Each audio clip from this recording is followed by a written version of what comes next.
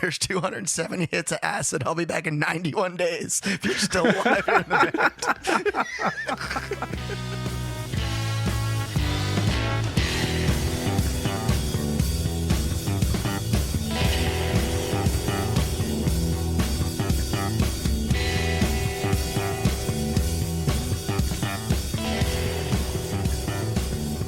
Welcome to another episode of 1001 Album Complaints, the show where lifelong friends, musicians, and general purpose nerds get together to research and tell the story behind some of the most influential albums ever made, as chronicled in Robert Dimery's book, 1001 Albums You Must Hear Before You Die.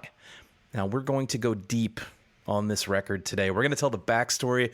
We're going to play clips to help you understand what the heck is going on or what we're talking about. And we're going to dissect a few key songs and tell you what's working and what's not. And at the end of all that, we're going to vote on whether you really needed to hear this album before you died. Now, if you're new here, I want to issue our standard disclaimer now. We're all musicians ourselves. We're fans of music, and thus we have the utmost respect for the craft of making albums. It's challenging on so many levels, and we automatically appreciate anyone, really, who puts the time and effort in. But we also love to pick apart what we enjoy. We like to nitpick the little details, talk about things that are successful, things that are unsuccessful, and why, from our ivory podcasting tower here in 2024. So fair warning, we are not super fans, and we shall not be treating this with any particular reverence in our quest to determine if this is really an essential listen. I'm Rob. I've been in love with music my entire life. I've spent countless hours playing, writing, and recording music in the last 2 decades. We're here tonight to discuss the debut album from the self-styled king of orgasmic rock, Jim Morrison, along with his backing band, The Doors. Oh. Now, before we get any further and start issuing our own snarky takes on this here record, let's hear from the king of snark himself, Mr. Robert Christgau. He wrote a quick review of this album a few years after it came out, I should clarify. So of this debut album, Robert Christgau says, "I admit that some of the tunes retain considerable nostalgic appeal, but there's no way I can get around it. Jim Morrison sounds like an asshole." Oh, Robert, my boy. Let's get everyone situated now with a clip of the opening track of this Doors debut. It's called Break On Through. We chased our pleasures here, dug our treasures there. But can you still recall the time we cried? Break on through to the other side. Break on through to the other side.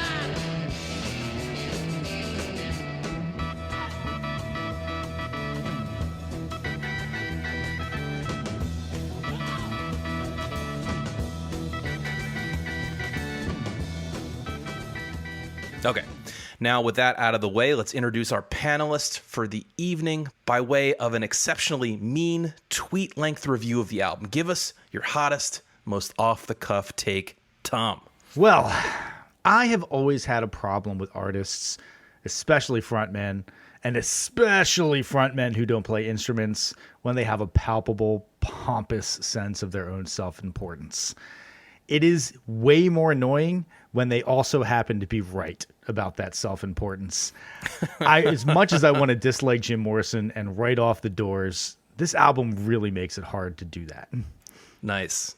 Excited to get into this one. Classic band. Phil, give us your mean tweet. Yeah, so we were somewhere around Barstow on the edge of the desert when the drugs began to take hold. And I couldn't help but wonder if Hunter S. Thompson just summed up this entire band in a fragment of a sentence at the beginning of a book. And yeah. Okay, yeah, understood. Trailing off, very Hunter S. Thompson of you.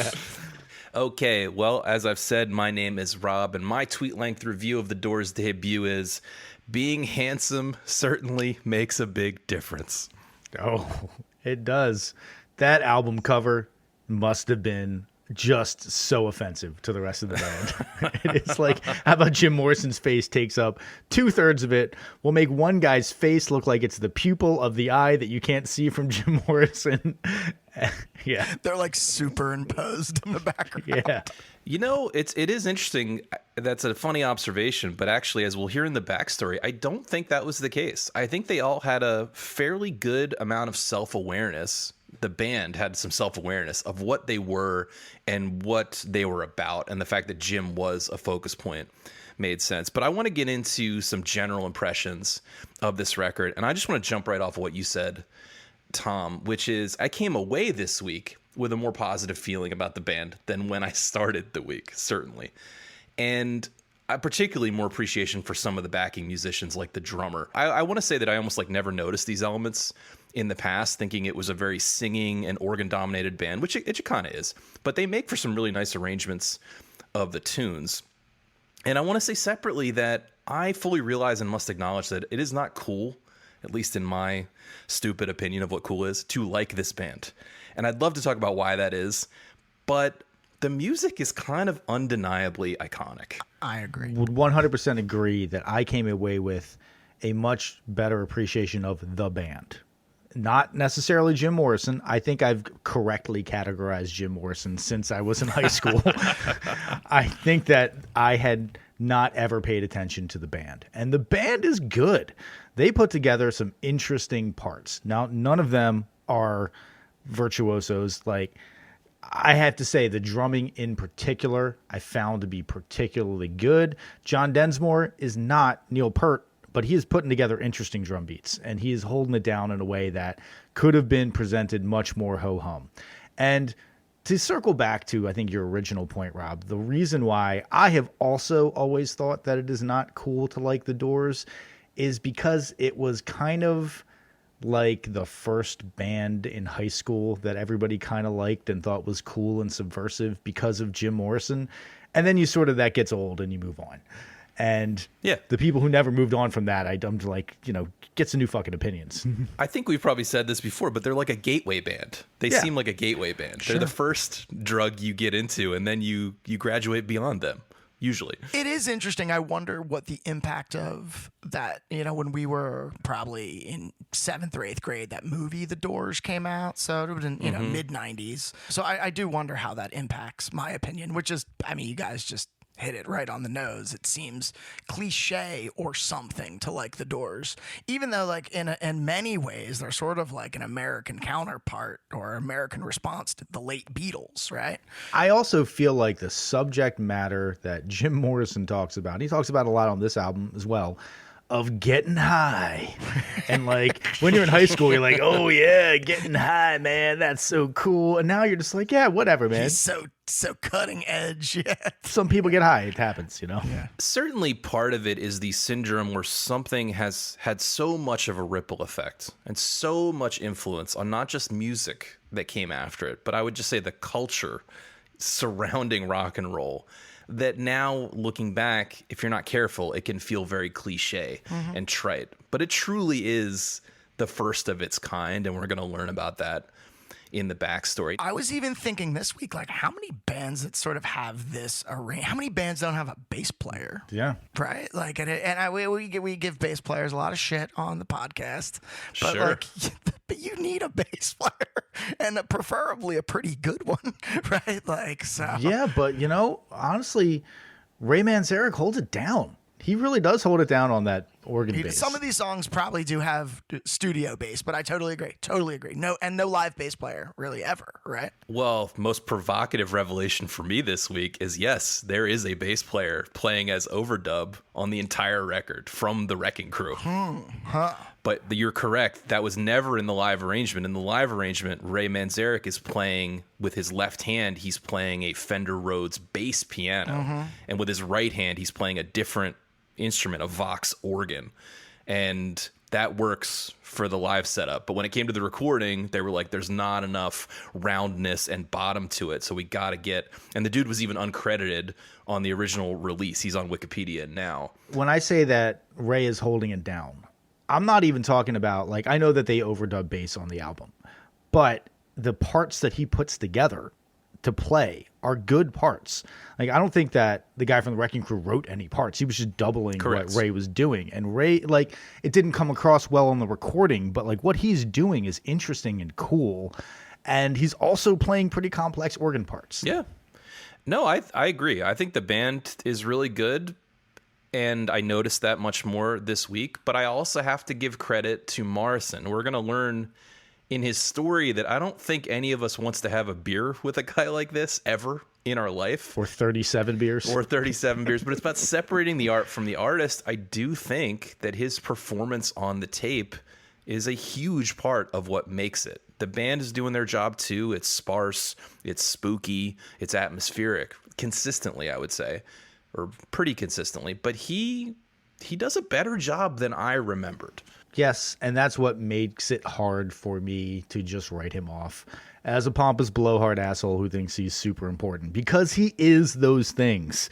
And he's also really good. Yeah. And so he's got an iconic voice. He actually has a lot more control than I think I was giving him credit for. I agree with that too. I noticed in listening this week that, there is some pitchiness at times, but it's 1967, right? And I noticed it on the last Dusty Springfield record as well. Like, the pitchiness in those old records it's like part of what makes it amazing. It's part of like what makes the whole thing work. Yeah. It's the same reason modern music sounds a little cold sometimes, right? Because everything's perfect. Yeah, and that's partly because of the aesthetic choices. Certainly, they weren't going for perfection. And it's also because most of the vocals were recorded live while the band was playing. It sounds pretty live, right? The band sounds like live takes. The vocals do sound not worked. Like, they sound like, go in there, give me a couple of takes. Yep. Let's go drink 37 beers. Yeah, fantastic organic feel to the album. It, like you said, there are times that you can tell a song was belabored, and that can be amazing. And there are times that you can tell that a song was just, this is what happened in the room that one time. And that's, I think, harder to do, to make that sound really good. But they do sound good, and they sound iconic. And I keep trying to remind myself, like you said, Rob, that they were the first ones to do this. Because some of the weaker songs, I'm like, this is just stock 60s psych. I'm like, but the reason that stock 60s psych exists is because they made this album. Well, I don't think there are a lot of people out there praising this record. And I read a book called Break On Through the Life and Death of Jim Morrison in prep for this week's show. And certainly that author is heaping quite a lot of praise, and people are saying like, oh, there's no flaws on this record. I mean, that's simply not true. We're going to find those flaws, and some of it is a little stock and I think a little backward looking. But when they're hot, when they're cooking, it is forward looking, it's interesting, and I would still say nothing else sounds like it, even though it's had such a wide influence. We had a friend that we played with, Aaron, the drummer that we played with for a while, Rob, who loved the Doors, and he was always very big into the Doors. And his thing, because he was from L.A., was just like, the Doors are L.A. They are so L.A. as a band, and if you're not from L.A., you kind of don't get the Doors in the way that somebody from L.A. gets the Doors. Maybe that's true, and I never really got the Doors in that way, but yeah, I would say that I definitely feel like they feel and sound like LA. That's interesting. I don't actually recall that. In fact, instead, I recall that some random guy came to play with us one time in that band, and he was playing a kind of Vox Ray Manzarek type organ and a bunch of Doors lines. And after he left, we kind of ruthlessly made fun of him for it. Oh, you're talking about the guy who we all speculated had serious heroin experience? Well, let's get into the background then. I think I'm just so blown away because I really thought when this record came up, we were going to mostly shit on it. I have to be honest, audience. I was looking forward to like really shitting on it. It's just better than I had thought. But also, I mean, Morrison is a real douche, right? Oh yeah, and he wears that like a crown. Yeah, and one might say he got his comeuppance for it. But yeah. I saw a quote that I liked in this book I read that I wanted to preface the story with. I don't recall who exactly. It's attributed to some reviewer. They said, "The Beatles and the Stones are for blowing your mind. The Doors are for when your mind is already gone." Is that a compliment? It's a compound compliment. You know, I'm not sure. I'm not sure. But let's talk about where Jim Morrison and the Doors came from. Let's get into the background here. So This story starts like all drug-addled megalomaniac stories. It starts in Florida. Florida man. Of course. Florida man drives car through the desert, eats peyote, forms the doors. Exactly. Jim is born in 1943 in a town called Melbourne, Florida. His dad is an admiral in the Navy, if you can believe that. Dude, a legit war hero. That man flew dog fighting missions in a Hellcat over the Pacific for the entirety of World War II. He was shooting down Japanese Zeros with machine guns from a plane. That's insane. It's insanity. Right, and you could just like imagine as we're telling Jim's story, the sort of culture clash within that house. Yeah, I read that his dad became the youngest rear admiral, which is above admiral, ever in the Navy at that point, at like in his late 40s. Yeah, he was like a real legit. I kind of went down a little bit of a rabbit hole on him because there was always the rumor that he was involved in the Gulf of Tonkin incident and stuff like that and helped get the U.S. into Vietnam. Apparently not true, but he was a badass. And I cannot imagine how pissed off at Jim he probably was all the time. So because his dad's in the military, they end up moving around a lot. He doesn't stay in Florida, right? He spent some time in New Mexico as a kid. He ends up going to high school over in the Washington, D.C. area. But he's from a fairly standard issue nuclear family. He's the oldest in the family. He's got a couple of younger brothers. Now, unlike a lot of rebellious people, his dad he didn't have a bad childhood by most measures, right? His dad wasn't into hitting him, no corporal punishment, but he was, unsurprisingly, into discipline and dressing his sons down if they failed to meet his expectations. So we're talking more berating, public shaming kind of stuff in his youth. Probably the kind of stuff where, like, you know, it's baseball practice and your kid misses a couple of pitches and he starts crying, and instead of comforting him, he's just yelling at him like, "Hit the damn ball, Jim!" And he's like, Give me 3 laps. yeah, exactly. Yeah, probably some of that. So one of the moments in Jim's life that I read about that he considered a seminal turning point is he's around 5 or 6 years old, and the family is driving through the New Mexico desert, and they come upon a horrific accident on the side of the road. It's like an overturned truck that had been carrying Native American migrant workers, and they get there shortly after the accident has happened, and there are bodies scattered, dead and bleeding all over the road, and they stop to help. Jesus God.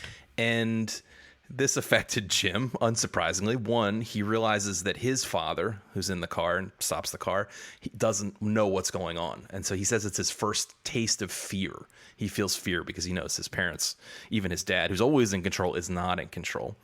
And he also later said that he was convinced that one of those Native American souls of one of those dead men who was running around kind of like hopped into him, somehow merged with him. So he's convinced of that from a young age. Dark passenger. That's just the self-importance again of like, oh yes, one of these souls must have latched onto me. That can only explain why I am the way that I am. And anyway, I'm going to try not to shit on Jim Morrison too much during this. I'm on the fence because, to be honest, he comes off, his antics later in life come off as really, really boorish and unforgivable in many ways. And we're going to get to that. But to hear people tell it, he's got this whole Jekyll and Hyde persona where he actually is a really intellectual kid. So going back to his childhood, right? He gets good grades consistently. He's rebellious. He acts out in class. He's a bit of a class clown. You know, he likes attention. No huge surprise there, but he's a really good student. In fact, he loves going to the library, reading books. He reads poetry from a young age. He looks up to poets instead of looking up to musicians or actors like other kids. He's a chubby nerd, right? Who goes and reads philosophy texts. Wow. Just letting his dad down from day one then, huh? Exactly. And they talk about how he sees and finds really interesting this disparity of his father, who has all this immense power when he's at work. Like, he takes Jim out to an aircraft carrier where he's in charge, basically. But then he sees also his father go home and he gets yelled at by his mother for not taking out the trash. And he thinks that, like, that disparity is just really, really interesting. That sticks with him. That is tough to square, I would imagine. For his dad, I would imagine, coming home, be like, you fucking kidding me? You know that I can launch nuclear missiles from the ships that I drive around. Yeah. No respect. No respect. Yeah. So like I said, he's a bookish young kid, introspective kid. He's reading Nietzsche and stuff in high school, which is a very heady read, even at our advanced ages.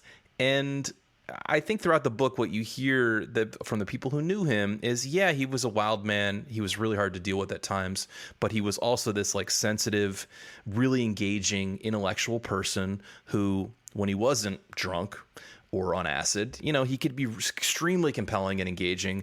He could kind of stop a room just with his presence. And he was also kind of unafraid to put himself out there.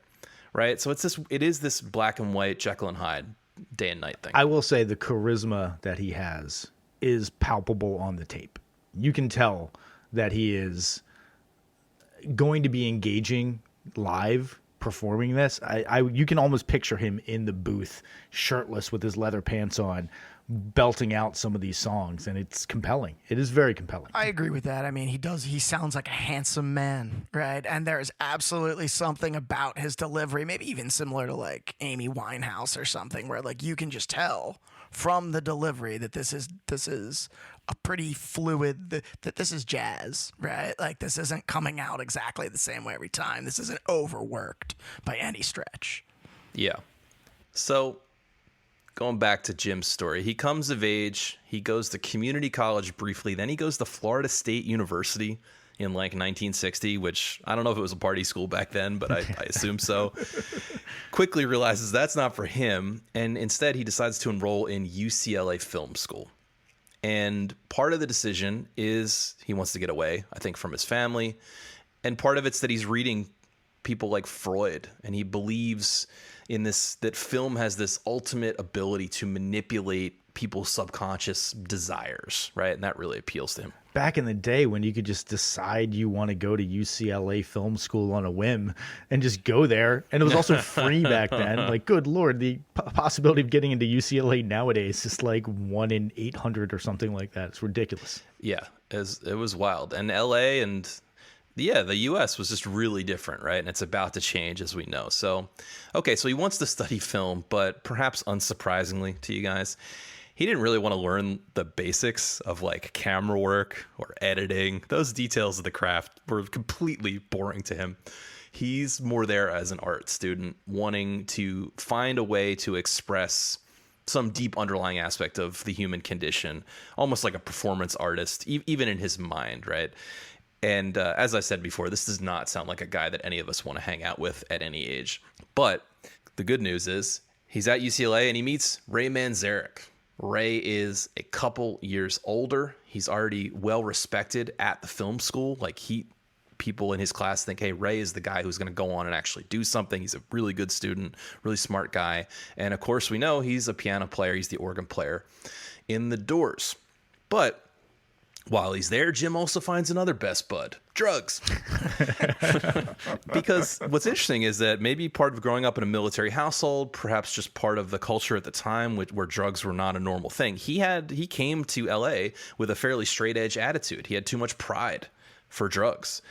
But between this cultural revolution of the 1960s, plus the folks he's meeting, it's too convincing, right? So they talk about how in the early 60s, when he's at UCLA, the neuropsychiatric department was conducting studies on LSD. And at this time, LSD was still pretty new and still completely legal substance, right? This is the early 60s. Yeah. Who is the actor that was getting dosed constantly? Oh, man. I'll get back to it. Ken Kesey was one of those people who took a lot in these early tests. Anyway, side note, I looked it up. Did you know that LSD wasn't actually made illegal until October of 1968? Really? That feels powerfully late. It does. Well, Summer Love was 67? Yeah. Okay, so they're like, all these people are having fun and fucking, we got to stop this. Cary Grant. Oh, Cary Grant took a lot of acid. Yeah, it was part of like a guided therapy. He was macro dosing on the daily. Yeah, in the 50s. It really was. It's coming back around now, but it really was thought of differently then. It was a new discovery. The government, of course, and scientists were trying to figure out how they could use it. Government wanted to weaponize it. And anyway, so they needed student volunteers. You know, I saw a special on the Robert Kennedy assassination just the other night, and they talked about this and Sirhan, and, you know, was he like a CIA? A Manchurian candidate via LSD. Yeah. How many times are we going to reference Sirhan on this fucking podcast? No, he was like a CIA sleeper cell that was like, you know, he was like dosed and then they triggered him somehow. This was one of the theories. We talking Sirhan here, my boy? Yeah. Yeah, he comes up week over week over week, as we know. So anyway, so they would go down as student volunteers. They'd sign up under fake names. They'd take a free dose of LSD. Then an hour later, they'd try to play it as straight as possible when the researchers came back and be like, I feel nothing. And they'd give them another hit of LSD. And then they'd go back the next day and just use different names. And they basically took acid constantly for free. Were the researchers just like super cool? Well, like, dude, it's clearly they had Jim Morrison with a fake mustache and nose or something. Like, I think that it was such a time where they really had no clue what it did, because the people who were administering it certainly had never tried it themselves. And so it was all really mysterious, right? This is a lot happened quickly with our understanding of it. But I like this quote too. Jim is quoted as saying, I thought you would like this in particular, Phil, drugs are a bet with your mind. Yeah, I feel like I remember that from I feel like that's in the movie. it's possible. It does sometimes, you know, it just feels like it's like a roller coaster. Yeah. He's not wrong. Yeah. He's not wrong. He just happened to lose that bet eventually. Once you're strapped in, you can't get out, you know, until the ride's over. Well, just listen, just quick digression into our own drug experimentation. We've all tried it, maybe even several times, and had a great time. And you know, I would advocate it generally. But the idea of taking it day after day after day. That's a terrible idea. That's a horrible. That's that sounds insane. Yeah, you're going to have some side effects from that. I am convinced that could certainly drive you insane. Or at least uncover a lot of underlying psychosis that may have never manifested. Yeah, or reduce inhibitions that really should be there in polite society. Yes. Yeah. You can't spend that much time like detached from reality and you know, and not have it impact your perception of actual reality. So I'm just saying it because I was kind of flabbergasted by these accounts of just how much acid Jim Morrison took and how frequently he took it. But we'll get into that as the antics ensue and as the band forms. But back to music, right? Ray Manzarek at school is in a band with his brothers. The band is called Rick and the Ravens, even though there's no one in the band called Rick. And him and his brothers all grew up in Chicago playing music together. Now they're in California. Ray is the singer of this band as well as the keys player. And he's got a brother on harmonica and he's got another brother on guitar. And the other film students would go to shows, of course, to support them. And one night Jim jumps on stage. And at this point, it should be noted that Jim cannot sing a lick. He can't shake a tambourine. He can't even clap along correctly to the music. But damn it, the kid's got it. Whatever it is. And Ray files it away that this weirdo Jim, who's into poetry and has a lot of charisma and is just a singular individual, there might be something interesting there, but nothing comes of it just yet. I think we know what it is, which is very good bone structure and a flat stomach, basically. That's what he had. Apparently, he was still a little chubby at this point. Okay. He kind of had a weight problem for most of his life until after college. We're going to get to it, where basically because he was starving, he got really skinny. Oh, okay. Good. But in any case, he did have charisma. They said consistently, he was just the kind of person who could hold a room really effortlessly, right? So school was winding down. Jim, like I said, he graduates later than Ray. But as Jim is getting ready to graduate, he is talking a big game about moving to New York City. He wants to make films. But instead, he just ends up hanging around L.A. And the summer after college, he's broke. He does not want a job. So he ends up, get this, living on an abandoned office building rooftop in Venice in the summer of 1965. And what does he do up there, you might ask? He does acid alone, like every day, multiple times a day. Wow. Just pissing off the side of that building all day long. Just stared at the sky. I just thought that was insane. So I guess Venice in the LA area was sort of like the Haight-Ashbury of LA around this time. It was a hippie enclave of sort. And this is where Jim actually writes a lot of what would become the lyrics on this album, which he thinks of as poetry at the time. So the rooftop, as I can understand it, was kind of like his walkabout, because he's just up there for 3 months. And the way it's described in the book, he literally takes multiple hits of acid every day by himself. He's got to be like eating meals on acid then? What? Who does that? This is where they talk about how, like, because when you take psychedelics, you tend to not have an appetite. And he had no money for food. He spent all the money, it seems like, on drugs. So that's where he gets skinny. He also grows his hair long at this point. And again, you got to think about the culture is, you know, quickly or slowly at first, but then quickly going to be shifting into this hippie movement, but it's still just starting. You know, I didn't think about it until right now, but if you ever wanted to like transform yourself into a hippie, taking 270 hits of acid on a rooftop over a 90-day period is a pretty good way to get it done. Right? Yeah. By yourself. Yeah. I just think that's an important detail. Yeah, that's a good point. Yeah. He's not hanging out having a good time with his friends. There's no, I can't even begin to speculate what day 3 is like, let alone day 88. Yeah, we just like, God, I gotta take more. God damn, just taking the acid. Like, oh God, I'm doing this I hope he again. had some shelter from the sun up there. I hope there was like a little something. But okay, at the end of that summer, pretty much, he runs into Ray Manzarek on the beach just randomly. And they catch up because they knew each other at school. And Jim ends up reading him some of the lyrics he's written. Ray's like, hey man, what have you been up to? Lose some weight. Yeah. You actually look great, man. You got a nice tan. You're looking trim and fit. Your pupils are the size of dinner plates. What's going on here? Right. And so Ray's like, wow, you wrote this stuff. This is really cool. Let's start a band. Like, let's do it. I'm already in this band. We could kind of use more songs. This is an interesting, I think what Ray is thinking at that moment is it's a great mixture of poetry set to rock and roll music, which is not happening at that time. That's a pretty new thing. Okay, so in addition to inviting him to join the band or be in the band, at first Jim is thinking like, yeah, obviously you're going to sing the songs. You're the singer. I cannot sing. But Ray is the one who really believes that Jim can be a singer and a frontman. Even though now, like I said, he's charismatic, but he's pretty shy. He's more a one-to-one guy. He's not a hold court in the whole room kind of guy. And Ray's like, you wrote this stuff. You have to sing it. It'll mean more. This is the vision for the band. It's really coming from Ray Manzarek. This is Ray talking to Jim. I will work with you. I will help you practice. We'll get you there. Let's do it. To give Ray some credit, the realization that it's hard to be a frontman from behind an organ is a good self-awareness to have, that like I probably can't carry the stage if I'm tethered to an organ the entire time. And then also, what did Jim think he was going to do in the band?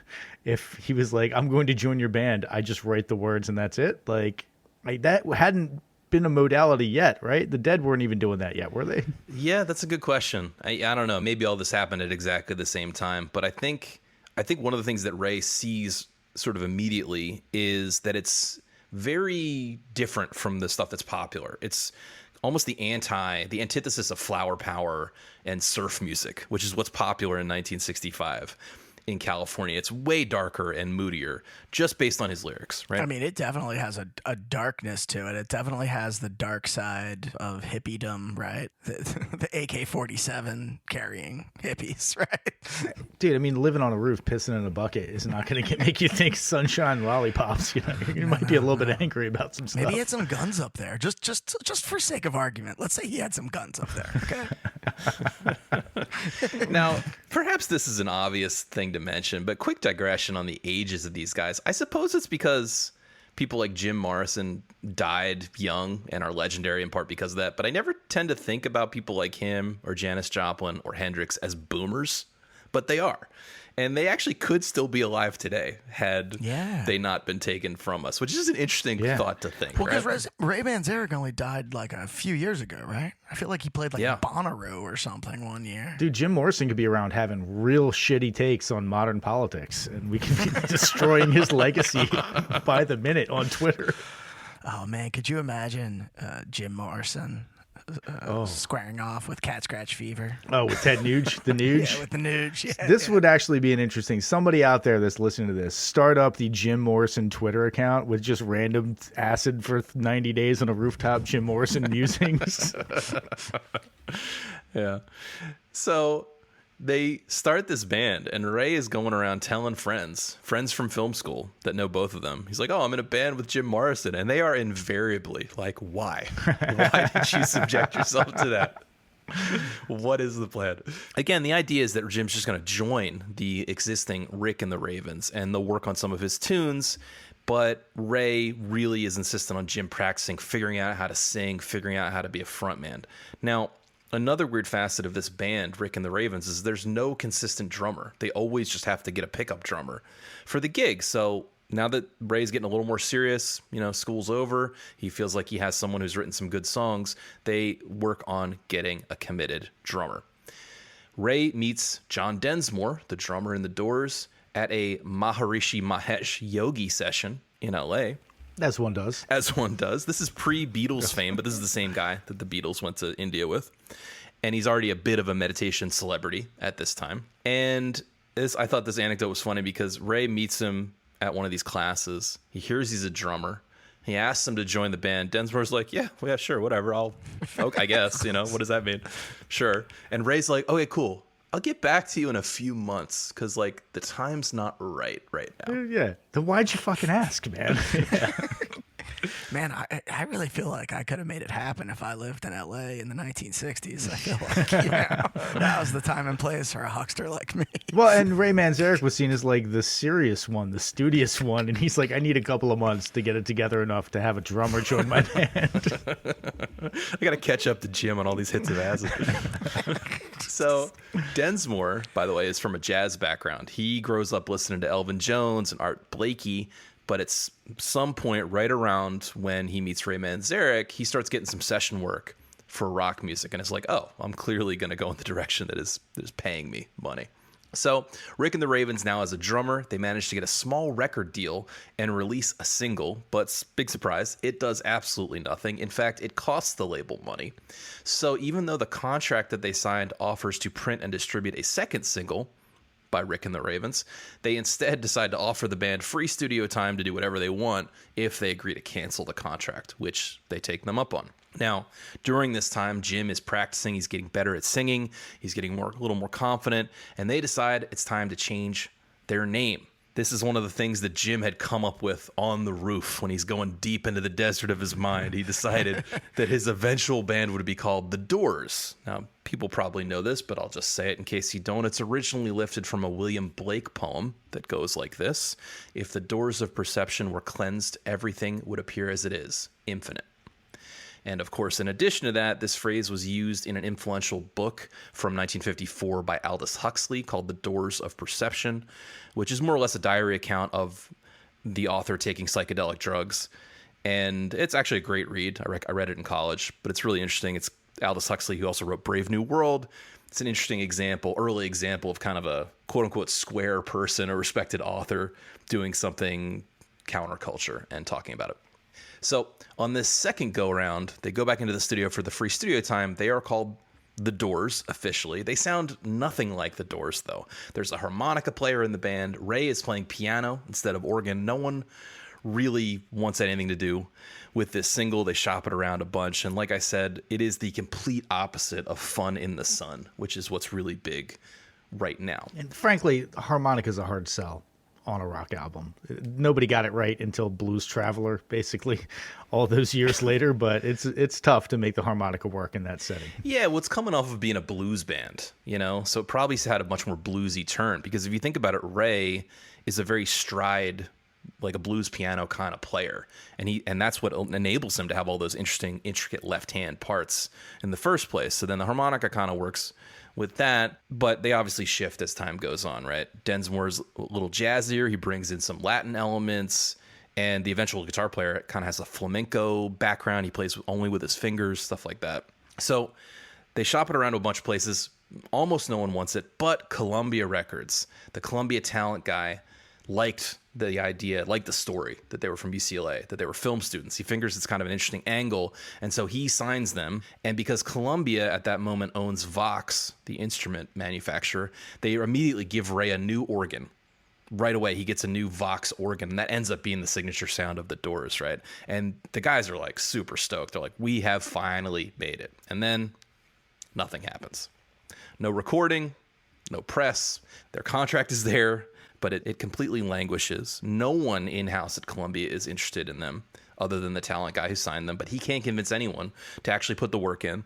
They keep stopping by the office, but there's no news. Months go by. It's a weird situation because they've been signed theoretically by a huge record label, and yet they hear nothing. There's no scheduling of anything, right? Luckily, Ray didn't pawn that Vox organ to try to get some money to live on. Seriously. Yeah, seriously. So, and they're pretty broke at this time. But interestingly, this is a seminal moment because Ray's brothers, after a couple months of nothing happening, they're over it. They're like, we're quitting. We're going back to Chicago to get real jobs. They start looking for other players, or at least a guitar player, right? They need someone else in the band. Now, Densmore had actually grown up in LA with Robbie Krieger, the guitar player in the Doors. So they asked him to join a band that technically already has a recording contract with Columbia. So it's like a pretty easy choice for Robbie Krieger, one would think. Now, like I said, he grew up playing not rock, but flamenco. So he's definitely more classically trained. And I did think it was interesting watch a video of him that he never uses a pick. So even though there's no bass player in this band, Tom, at least the guitar player eschews the pick. Yeah, there we go. I know I like their sound. Now, as they tell it, the very first time the four of these guys play together, it just clicks. It feels right. Ray is playing bass with his left hand on the Vox organ at this point, but they know it's not ideal. They audition some bass players, but no one ever clicks with them. It takes away from some of the sparseness and what they liked about their sound. And then one day, Ray sees a Fender Rhodes bass piano in the store. It gets great bass sound. Plus, since the Vox organ is flat on top, he can just sit one on top of the other and play two different instruments effectively, two keyboards with each hand. Match made in heaven. Indeed. You know, I never thought about it until right now, because there's four people in the band, but it is sort of like a power trio lineup, right? Again, no bass player, no typical bass player, but again, that sparseness is from the smaller makeup. Yeah. Yeah, it absolutely works for them. It is an interesting sound because of that. And I think they must have been at least somewhat aware of that it was just a little bit more original to keep it in that configuration. Right? Sure. Yeah. I got to imagine every fucking show, guys would come up to him and be like, "Hey, you know what? I play the bass, right? I could I just join your band, Yes. right? I could be tomorrow. I could be in your band, right? I already know the songs. Yeah." It's not that hard. It's the bass. So nothing's happening with the recording contract, and they decide they need to get jobs because they need to eat. They're nearly starving at this point. They audition for every bar on the Sunset Strip, and one of the dingiest, crappiest ones ends up hiring them. It's a bar called the London Fog. Now, for people who maybe aren't familiar with LA, the Sunset Strip has a long history of being a cool place with lots of bars, lots of music going on. It's still where, for instance, the Comedy Store, the original Comedy Store is. And it's just this huge, long street that cuts across Hollywood right at the top, right before it gets into the Hollywood Hills. It's still a very active place. I think we probably talked about it in the Guns N' Roses episode, even in the 90s, right? It was the cool place to be in LA. So they get a gig for 5 sets a night, 4 nights a week. We're talking 9 p.m. to 2 a.m. And I'm pretty sure I read that they were making $25 per man per week for that. It's like $1 a set. Yeah, pretty much, right? But they could eat for free at the bar. They got fed. Do they also get to drink themselves into oblivion for free? It's an interesting question. I assume not, but it seems like Jim always has ways to get drunk. So maybe. Yeah. I don't know. Because I got to tell you, there's been many, many, many a show that we've played that we've lost money on because we just spent the meager money that they gave us at the bar that we were at if the people are not going to give you free drinks. So I could see that being a money-losing proposition for Jim Morrison. I've definitely been negative on probably more than half of the shows I've played in my life. Oh, I mean, it doesn't take much. When you're only getting paid $15 at the end of the night, it only takes 3 drinks. Yeah. So this is really important to their development because they're getting on stage, they're working things out. and for like long periods of time. They have a lot of time to fill, right? And in these early days, absolutely no one is coming. Jim is still singing with his back to the crowd. But for some reason, the owner's like, fuck it, let's do 2 more nights. Let's see what happens. 7 nights a week? They're now playing 6 out of 7 nights a week. Oh, 6 out of 7, okay. Jesus. Right. On admittedly, on the Sunset Strip, the famous Sunset Strip. Now, admittedly, it's not one of the cool places. They're playing for like 4.5 hours every night. But this is where the act really comes together that we hear on this record, right? There's no real pressure to perform. There's no audience at first. They vamp endlessly. They improvise lyrics, antics, you name it. Their whole aura as a band kind of comes together during these months where they're playing these shows to no one. So the Columbia contract was for 6 months. And right as that's about winding up, Columbia's not doing anything. They ask to be released. Columbia says, okay, you can be released. That was a bad financial decision on Columbia's part. Yeah, Columbia's in the negative because they gave them an organ. So they're down 1 organ, and they didn't get all the Doors catalogs. Come on, guys. And during this period, like I said, they're playing constantly. They're developing songs. The antics are ensuing. Slowly but surely, they're developing a reputation. People are starting to come check them out. Jim's on-stage behavior is erratic and wild, but that is the point. And also during this time, between sets, Jim's always going over to the much more popular Whiskey A Go-Go, the Cool Bar, and he's chatting up the female booker there, trying to get them in. And now, in a stroke of completely dumb luck, there's a bar fight that Morrison gets into during one of their sets at the London Fog. They get fired from one bar, but somehow miraculously hired by the Whiskey A Go-Go within a couple nights of that. So now they're in the scene for real. Just had to get in a fight. But quick reality check, band still remarkably broke. I read that Jim Morrison is sleeping under the boardwalk at this point. Ooh. That's basically my worst nightmare. Yeah. I'm sure he has money for acid, though. You take that over the top of an abandoned office building. Right, that was some hobo moved in there. He had to move out. Seriously. I don't know. I'd have to see the top of that office building. The lease was up. Yeah, at least with the office building, you wake up with like sand in your crotch every morning. Yeah, it's a toss-up. Do you want shade ever, or do you want crabs crawling in your crotch? Covered in dew, being pecked at by birds that think you're dead. So once they get to the whiskey, that's when things really start happening. They start opening for Love, and Love's record label is called Elektra.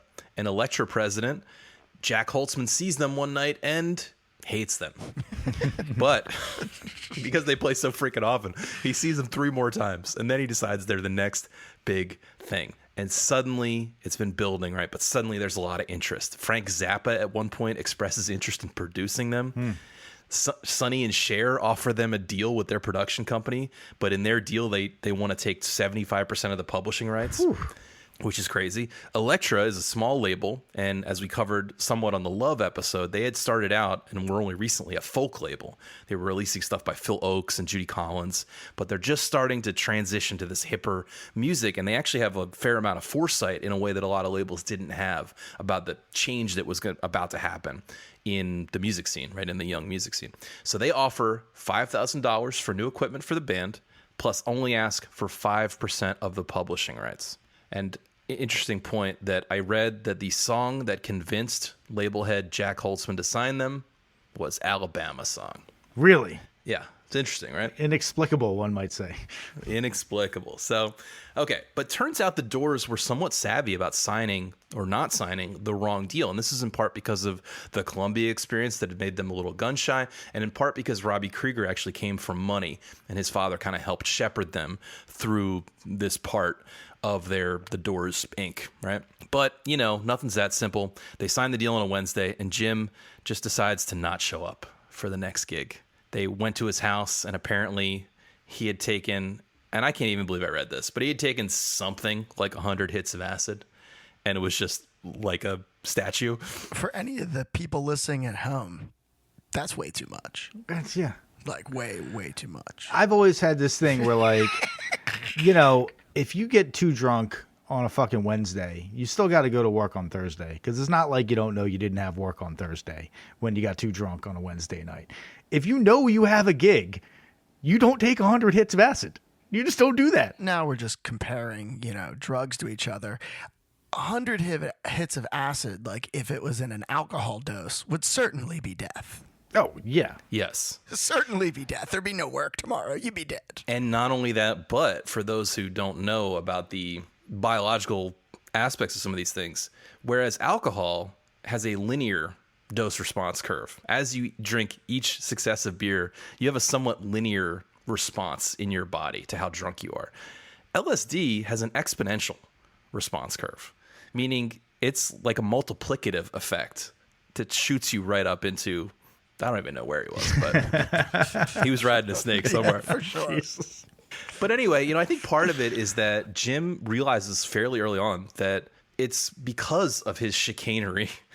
And, that's why the crowds love him. They partly love that because he's so wild and unpredictable and you never know what he's going to do. And later they talk about how in shows, like they have this one show later at the Hollywood Bowl where like Mick Jagger and the Rolling Stones come to see them. It's this big show for them in their hometown. And Jim, for once, doesn't get super drunk and plays it really straight. And they give what some people say is a great show because they sounded really good. But fans are like noticeably disappointed that it's not wilder and more off the rails. It's like if you like hang out with the guys from Jackass and they're just like, yeah, let's just like have a beer, man. Let's just be cool. You're like, no, I want to see you staple parts of your body. Like, what the fuck? You guys want to, I'm getting Papa John's. You guys want any pizza? Exactly. You're like, you're going to shove it up your butt? Like, what are you going to do? Like, come on. Yeah. This is so disappointing. So now, okay, we're nearing the end of our story. We're only telling the Doors story up to and including their debut album tonight, and thus saving a lot of their career and Jim's eventual tragic death for another show, since the Doors actually have 2 more albums on the 1001 list. But let me tell you, in case it's not very clear, Jim Morrison, even before he had fame and power, was a bit of a wild man, especially when he got the sauce into him. Now, throughout their tenure as a band, Jim would go on stage drunk out of his mind. People around this time said they'd see him wandering around the Sunset Strip between sets, bumping into telephone poles, clearly blitzed on acid. Which brings us to our favorite segment. It's the Jim Morrison's Drunken Antics by the Numbers. Excellent. I love it. So, okay, number 10 is the first number I want to throw out to you. That is the number of times Jim was arrested in his career as a frontman for the Doors. He loved inciting crowds to fight. He loved to antagonize police officers directly. He liked being arrested, one might say. Wasn't he the first rock star to ever be arrested on stage? Which brings me to my next number 1. Oh, goddamn. He was the first performer to be arrested in the middle of his set on stage in New Haven, Connecticut in November of 1967, which is the year this album came out. What was he arrested for? I feel like they covered this in the movie. It was like was he like showing people? Just a big misunderstanding. He was just being cool, and the cops were just assholes.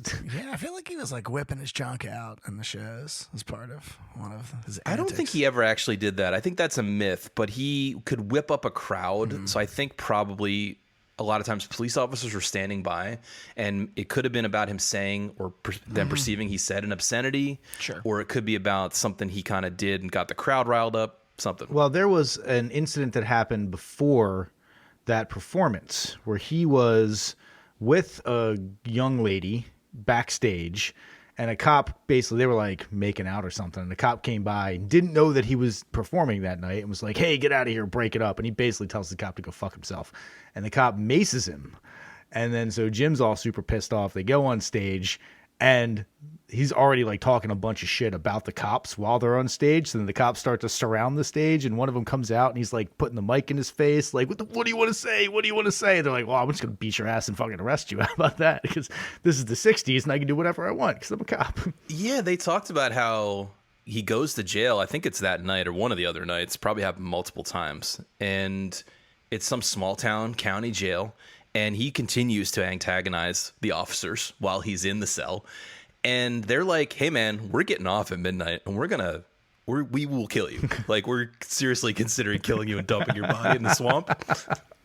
And he ends up getting somebody to bail him out like right before that. But they talk about how back then, today, if something like that happened, you'd have lawsuits, you'd have a whole follow up, you'd have an expose. It was just normal behavior almost for that kind of stuff to happen with small town police. Yeah. Well, there was nothing on camera either. Like nowadays, everything was just recorded. They're like, Sure. there's no evidence that we took him to the jail. I don't know what you're talking about. Yeah, and this was a period where if you had long hair, you were already guilty of something. To be fair, he probably was guilty. Just to be fair. Yeah. I'm sure. Okay. Next number, 32. As in 32 Mai Tais at a Honolulu bar, which apparently set a record, understandably, a record for most Mai Tais ever drank in one sitting. Okay, I got an immediate hypothesis there. If he's raged on acid, the Mai Tais aren't going to affect him at all. So- Right. Frankly, I'd just be worried about the amount of sugar that you're consuming with 32 Mai Tais. It's an unhealthy amount of sugar, let alone alcohol. I'm not going to say skinny for long. yeah. It's funny because it seems like he wasn't into drugs other than the two we've mentioned, alcohol and acid. It seems like he mostly stayed away, or maybe even entirely stayed away from smoking pot, pills, and heroin for the most part. He just really was attracted to these two things. Yeah. They vibrated. They resonated with him. Listen, I know I'm not saying it's like good or anything, but like somebody at 27 dies of a heroin overdose, you can understand that. Somebody at 27 has effectively drank themselves to death over the course of the last 7 years. That's kind of hard to square. You're like, Jesus, how did you do that to your body in that period of time? It's a lot. Yeah, he could take a lot of punishment, it sounds like. People were kind of consistently blown away by how much he could put in his body and still be standing. Which brings me to our next number, number 2. That is the number of times Janis Joplin walloped him over the head with a liquor bottle to end a skirmish. Now, first time was they met at a Hollywood party. They got trashed together. But while Janis got more charming as she got drunker, Jim became more of an ogre. So by the time she was leaving, he grabbed her hair as she got into her car, and she, resourcefully, I might add, grabbed a handy liquor bottle, smacked him over the head with it, and he slept on the front lawn that night. To be clear, though, she is ripped. Yes. With a liquor bottle in hand, hopping into her car. Like, doop-a-doop-a-doo. Yeah. Yeah. Ugh, okay. Or I pictured the bottle might have been in her glove compartment. Like that was the roadie. Second time it happened was in New York the following year, where Jim went to see Hendrix. You can call him Jimmy. You guys are tight now. You've been hanging all week. I got confused with Hendrix. But of course, Jim can't just sit quietly and watch Jimi Hendrix play. He's an insatiable attention whore. So while Jimmy is soloing, he gets up on stage. He drops to the floor. He wraps his arms around Jimmy's legs and starts screaming to perform sexual acts upon him. Now, luckily, Janis was in the audience and again kerplunked him with a liquor bottle, and it was lights out for Jim. I just love the fact that Janis just always has that handy liquor bottle. She's just 24/7 rolling around. I'll leave you to speculate on why those liquor bottles were always handy to Miss Janis. Yes. But to be clear, none of that matters at all because in 1967, 75% of all record singles and 45% of all LPs were purchased by girls aged 12 to 17. And I don't know if you guys noticed, but Jim Morrison is a bit bewitching looks-wise. He's a handsome man. He's a good-looking young guy. Yeah. And he's dangerous. Gonna piss your dad off that you like this guy. And speaking of handsome devils who buy into their own hype, we love doing this show every week. You know we have YouTube now. They can see what we look like, Rob. We put a lot of work into it. We try to entertain you while informing you. We love you for listening every single week. It really does mean a lot. And if you want to take this relationship a step further, there's some simple ways to do it. And I assure you, we won't emerge from the wings to conk you over the head when you try these. Just leave us a 5-star review on your favorite podcast app. Share this podcast with a friend and consider joining our growing Patreon community. You can, as always, join for free, and every week we've been posting about the shows we release. We continue the conversation in the comments, plus you can vote on some of the upcoming episodes, submit your own tweet-length reviews, and of course, if you care to chip in $5 a month, you can access several hours now of bonus content, including our latest song battle, the best one-hit wonders of the 1970s. I have to add on that I feel like the comments on Patreon have gotten really good lately, and our fans have really good shit to say. There's interesting factoids in there and good discussions. And so that in and of itself is worth the visit. Totally agree. And that's one of the really cool parts about it is as that community has started to emerge, people getting in there, chopping it up, agreeing with us, disagreeing with us, like Tom said, adding really interesting context and funny jokes as well. So definitely check out Patreon. It's linked, of course, in the show notes. But listen, regardless of how you choose to do it, we love all the support you give us and just wanted to say thank you. And now we're at the recording of the Doors' self-titled debut. They recorded this at Sunset Sound in LA. It is totally done on a 4-track. And for the most part, as we've mentioned, it is live, including the vocals. Now, I think that means they put organ and guitar on one track and drums and bass on another track. Or maybe if the bass was overdubbed, they'd bounce it down. I'm not sure. And Jim on a third track, and that would leave one open for overdubs. Well, I noticed that the panning was pretty consistently organ and drums on the left side. I don't know if that means they were on the same track or not, or if that meant that they were on different tracks, but I don't know. I mean, even if they overdubbed the vocals, right? You know, on some of the songs, like, yeah, you're right, Rob. Like, it's only going to leave one track, right? So Yeah. and that's difficult in a bounce down scenario, right? There's nowhere to bounce down to. So yeah, it's interesting. Well, exactly. Well, as long as you leave one track open, you could bounce down. But I didn't really hear about a lot of bounces. I don't think there are that many overdubs on this. It's typically limited. I'm sorry. I live in 2024 now, and I just think of everything as stereo. I just think like, oh, just have limitless tracks. Everything's stereo. You know? Of course. Yeah, but no. The producer they end up working with is a guy called Paul Rothschild, who also ended up working with Janis Joplin on Me and Bobby McGee, and supposedly even produced the very first CSN demo, Crosby, Stills and Nash, that helped them land their original recording contract. So I was looking into Sunset Sound, the place where they recorded this. It had one of the very first vocal isolation booths. This is part of what made it so that they could record the vocals live but not have bleed, because if you listen to that vocal track, it does feel really fresh and crisp. So imagine Jim's in his own little room with a window back to the larger room where the band is playing. So they are making eye contact, but he's technically in sound isolation. That's how they tracked all the tunes. I definitely noticed that the reverb, specifically on the vocal, it's just lush and gorgeous, and it really does feel almost like part of the band. I mean, this is common of like stuff of this era. Like the reverb is just so great. And yeah, I think that ISO booth makes sense, right? Because you hear it isolated onto the vocals in like a bold way, where the rest of the thing just sounds like a band kind of cooking. Yeah. I also have to say, I really liked the way that the vocals were produced, especially with when they double the vocals, which they do kind of frequently. And it's probably an artifact, again, of not having a whole lot of headroom on the tape to do just shitloads of takes and tracks. But it's very often clearly imprecise doubling of Jim on Jim. And it still sounds really good. It's got a fresh, cool sound to it. And I have to assume that they kind of just leaned into that this is a performance-based kind of delivery, and so just give two performances, we'll lay them on top of each other, and if it sounds good, it sounds good. If you think about it too, right, if you're in a scenario like that where you're so limited on tracks, it's not unreasonable that they sent him into the booth and made him sing one live with the other one rolling, and then would listen back to the one that dumped both onto it, and we're like, keep it. You know, Yeah, it could be, because they're gonna need that track, right? Well, I think two things to comment on what we're talking about. One is, I do think the existence of the vocal isolation booth gives this record a more forward sounding quality. Whereas I think other records produced in the 60s sometimes suffer from something about the vocal not being as crisp.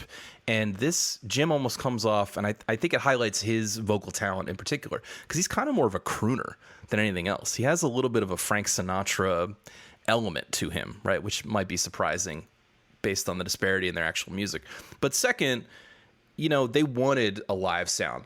They liked the idea that there weren't a lot of overdubs. Keep in mind that they had been night after night working on what the band sounded like, and they were trying to, on stage that is, and they were trying to recreate that in the studio, more or less. All right, so we mentioned, right, that they had the forethought to hire a bass player for the sessions. He went uncredited on the original release. He's on Wikipedia now, but the Fender Rhodes bass piano was great for the live show, but it didn't quite have the low end sound or the pop that the producer wanted. So they bring in this guy, Larry Knechtel, who's part of the Wrecking Crew. He comes in and he overdubs a bass on every track. Like we said before, aping just what Ray did normally in the live show, or I can't see how they did it with the tracks, but possibly like Ray laid it down first and then he did it. I'm not 100% sure. Dude, those Wrecking Crew guys can do anything. Yeah, I feel like they must have been doing some really risky stuff. I mean, maybe you like double the tape or something, but I imagine they're just like, we're just gonna print this right on top of these 4 tracks. Right. This dude can handle it. Yeah, he probably is like, give me one time without recording it to play it, and then record it the second time, and I'm done. Yeah. You give me my $20 and I'll go. Yeah. Speaking of these Wrecking Crew guys basically being able to do anything. So one, this guy also played bass on the Byrds' Mr. Tambourine Man, but even weirder, the dude played piano on Bridge Over Troubled Water. What? That's a beautiful piano take for a bass player. That's what I'm saying. These Wrecking Crew guys can do anything. They are the cream of the crop when it comes to rock and studio musicians. They are killers. So the whole thing took 2 weeks to record. This is in August of 1966. It takes 5 weeks to mix, which is kind of a long time. I think it's because the band wanted to be there for the mixing sessions. Maybe they couldn't agree on some things. I mean, given how few tracks there were, that seems like a long Maybe time. Jim just didn't show up a whole lot. Or was... He probably did not. And speaking of that, Jim was unsurprisingly into method performing. He was really into getting into the zone to record these tunes. And he would take acid before the studio. Hey, practice how you play, as they say, if you're gonna... The producer did say that they tried to do a whole day's worth of the end, and they couldn't get it because Jim was too blitzed on acid. No way. He was like, I can't, you got to come back not on acid. That's the only way. You have to come back on less acid.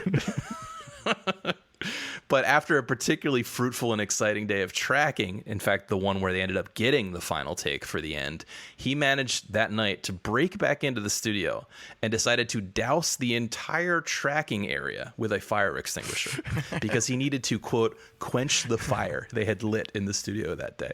I know. They get back in the next day. They find it covered in foam. Now, everyone close to the band kind of immediately senses what happened. But they're like, yeah, it was Jim. It was Jim. Jim never faced any consequences. They just kind of rolled over with the studio owners like, oh, yeah, it must have been vandals or kids or something. They didn't damage the mixing board or the really expensive stuff in the control room. So I think that's part of what made it okay. But that's just an example of what a insane person he is. So, yeah, kids, don't do that. That won't go over well. Generally speaking, you will end up having to pay $20,000 plus in damages. Yeah, it's a bad idea.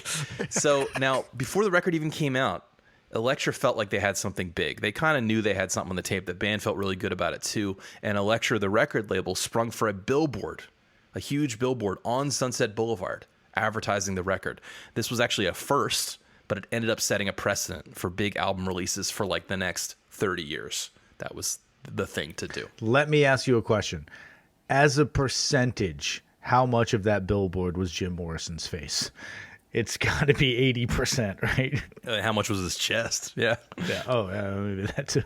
It's funny because they talked about at some point, probably after this was released and it was starting to become a success, they talked in the book I read about the photo shoot. And they were just describing Jim Morrison. They called it the lion shot. And I was like, oh, yeah, I immediately know the photograph you're talking about. Very memorable. I think it was on the Doors' Greatest Hits album. I had that one growing up. That was my introduction to the Doors. And also, we're going to talk about the actual songs later. But I definitely was like, God damn, there's a lot of songs from this first album on that Greatest Hits. They really did pack some hits in here. They did. And you know what else is an interesting detail I found out? The band shared writing and publishing credit equally across the board throughout their career. That was a very savvy decision. For John Densmore, definitely. It could have meant they could have gone on for decades, but unfortunately that did not happen. Actually, another funny thing I realized, and we're not going to talk about Jim Morrison's death, is do you know that they did record 2 more albums without Jim Morrison? Were they released? They did, yeah. Yeah, oh yeah. Yeah, the first one is called Other Voices. Are there other voices, or is it just instrumental? Wow. Yeah, I think it's Ray Manzarek singing, yeah. No, at one point, Robbie Krieger and Ray Manzarek formed I think they called themselves like the New Century Doors or the 20th Century Doors, and they were trying to play, and then they got sued, and then they were like, oh, I know, we'll just call ourselves Krieger and Manzarek, and everyone will want to come see us, because we all know exactly what the appeal of the Doors was. And unsurprisingly, I don't think that project lasted very long. I mean, obviously he's a very difficult guy to replace, but I'm even thinking about these other bands, Queen with Paul Rogers, or like things that have been reasonably successful getting a replacement, but maybe acknowledging that it's a replacement. But with this, who could you even get? Like, how would it even work? Like, you just got to find a hobo and be like, listen, man, I'm going to teach you how to sing, all right? I'm going to put in the work. On a scale of 1 to 10, how into drugs? It starts on the rooftop. Here's 270 hits of acid. I'll be back in 91 days. If you're still alive in the band.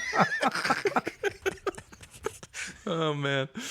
Okay, so the album gets released January 4th, 1967. Again, it's pretty early in the pantheon of music changing. This is pre-Sgt. Pepper's, for instance, and which came out later in 1967. Now, nowadays, I can report that the album sold over 13 million copies, but it did not become a hit right away. The first single was Break On Through, which we played at the top of the show. It was released right before the album came out, like days before.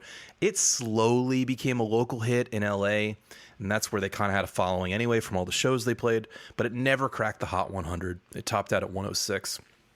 Instead, it wasn't until the second single, Light My Fire, got released in April of 67, and as the summer heat came on, it started to pick up some steam. Late night DJs were getting requests to play it, but standard daytime radio stations could not play a 7-minute song, so they asked the band to chop it down to a single, which they did, and it climbed the charts from there. They say the summer heat was a factor, but also this summer there was a lot of civil unrest. There were riots breaking out in a few American cities, fires being set, and DJs, for better or worse, kind of leaned into that aspect when they were playing the song. I have to say, it very clearly is an inferior song to Break On Through. Like, Light My Fire is not a terrible song, but if I was putting the two of them up against each other, I can clearly see why the band chose Break On Through as their debut single. We'll get to it, the song, in a second, but it's a really great, like, song one, track one. Like, yeah, great first, second, or two of your sound. I agree. Well, we chose not to talk about Light My Fire kind of for that reason, because I thought that was one of the blander offerings, even though it is iconic, but it does become their first number one hit and Elektra's first ever number one hit. The Doors, the album, starts selling that summer. It culminates perhaps in them going on the Ed Sullivan Show in September of 1967 and being asked to change the "Girl We Couldn't Get Much Higher" lyric.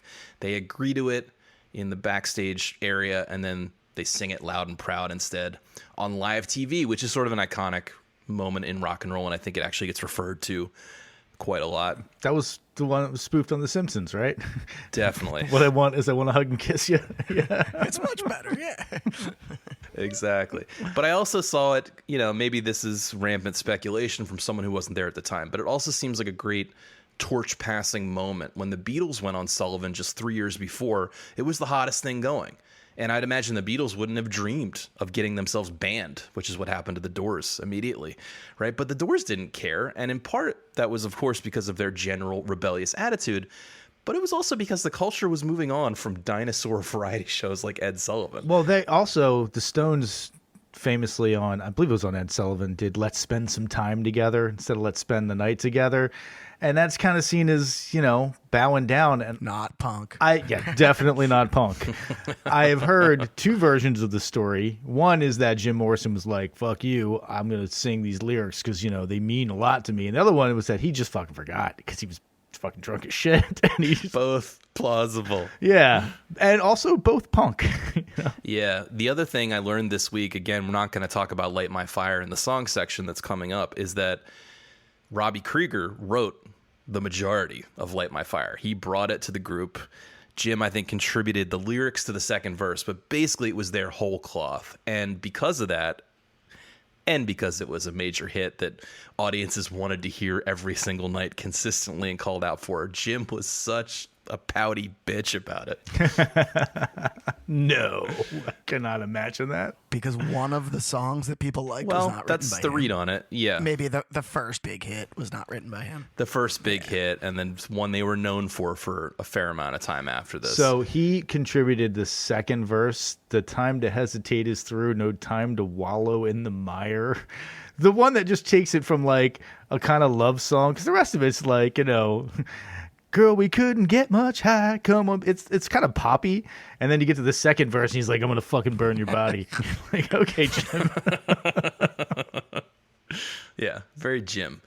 Okay, last detail before we get to the songs. The Doors' debut record at this point is a hit. They're out on the road, breaking a bunch of rules as they go. We are going to stop the story here to leave some meat on the bone, like I said, for our future episodes about more of their releases. But just to close things out, in case anyone listening happens to not know, they go on to make a handful more records in the next couple of years. They have a more successful hit singles. They toured the world, but sadly, Jim Morrison dies in Paris in 1971 at age 27. Official cause of death is heart failure, but definitely drugs and or alcohol were involved. He's a part of the so-called 27 Club, along with Janis Joplin, Jimi Hendrix, Kurt Cobain, and others. The context on that is a little crazy. That's 4 years from you release your first album. I guess 4.5 years from you release your first album to you have drank yourself to death before you hit 30. That's gotta have been a wild ride, man. Well, they sort of cover it in the movie too, how like they burned so hot, but then like fell off, like they weren't invited to Woodstock. Yep. So like they would have put this record out in what, 67, and then they're not invited to Woodstock, 2.5 years later. Now maybe there's more to it than that. Maybe it's, maybe the band wasn't working. Maybe Jim was lost in the desert. Maybe there are more reasons that, they weren't at that event. Well, I think we'll probably get into it when we talk about those later records, because the two other records that are on the list, just as a quick summary, are the follow-up record to this, which it seems from reading the book that most of the songs on that were pretty much also worked out at this point, and they recorded it shortly after. So it's a very similar sounding record, even though it wasn't quite as popular.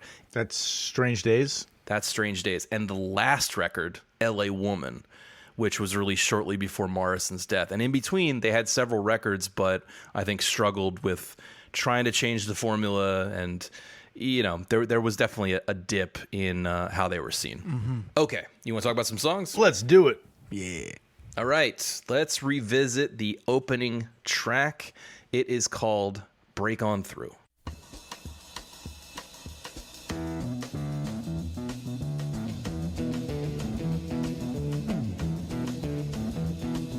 The day destroys the night, night divides the day. Try to run, try to hide, break on through to the other side, break on through to the other side, break on through to the other side, yeah.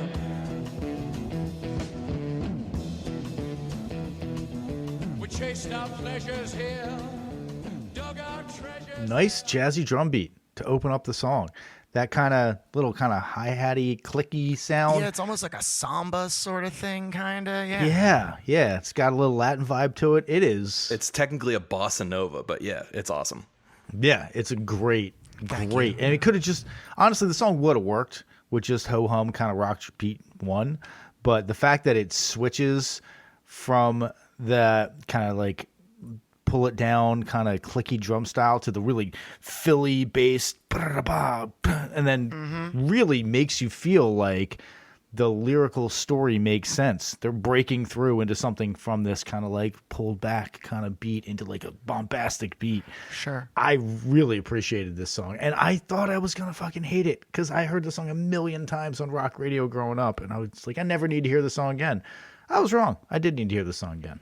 I agree. This song still slaps. It still feels fresh to me, and I was pleasantly surprised with how good it is. I'm going to say it's my favorite on the record, although there's one other one I like quite a lot as well. But the drums started off, and then I think they drive it, as you just said, Tom. They drive it throughout, right? By the time, I really like how he makes the choice to kind of hit the same rhythmic speed up fill elements when Jim Morrison is going faster too, right? So it's one of these examples where it's a pretty simply constructed song. There's really only two parts, A, B, A, B. But the way they make the arrangement, and I got to give it up to Morrison, the lyrics. Yep. The day destroys the night divides the day. That is a great opening line. Great opening line for your debut lyric. Song on your debut album too. It's really good. And I imagine that was probably just from him lying on his back, blissed out of his mind on acid on that rooftop, just watching the sun pan across the sky. Like, hey, you know what? I noted that the way, like the guitar that's pans to the right, I both like the way it only plays a portion of the bass line, right? Like during the verse. And then I also like the way that during the chorus, you know, he's trying to run and trying to hide. And it almost like channels like the sound of an engine, like the riff he's playing with the reverb. It is a very poetic, the sound is responsive to the band in a very, to the lyrics. The band is responsive to the lyrics in a very interesting way. It's very jazz. I got a critique of Robbie Krieger on this one. He gets a little slide happy because he kind of is constantly doing that. He does it every fucking day. He's like, does it constantly throughout the song. And like, it's cool to do that once or twice, but he really wears out the welcome of the by the end of the song. I think Krieger does more interesting things. We've been talking about the drummer, but I think the guitar also has a lot of interesting.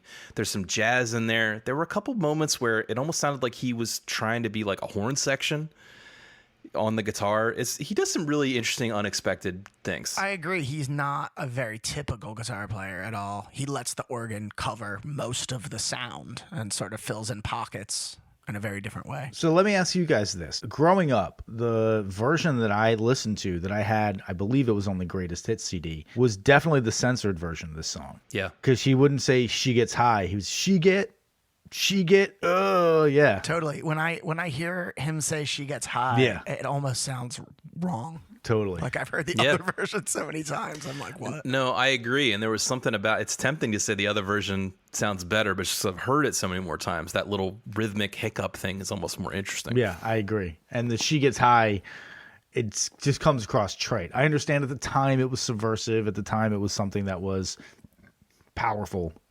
But nowadays it just comes off like high school shit. But I also will say it's kind of weird that last... He goes, she get hot. Like, what is that? He kind of does like a weird coming out of that part. He's going to have some more of those on the record. I would agree the She Gets High part is kind of the most dated part of this song. Other than that, I think it can kind of stand today pretty much. But can we just talk about great choice for track 1, debut album.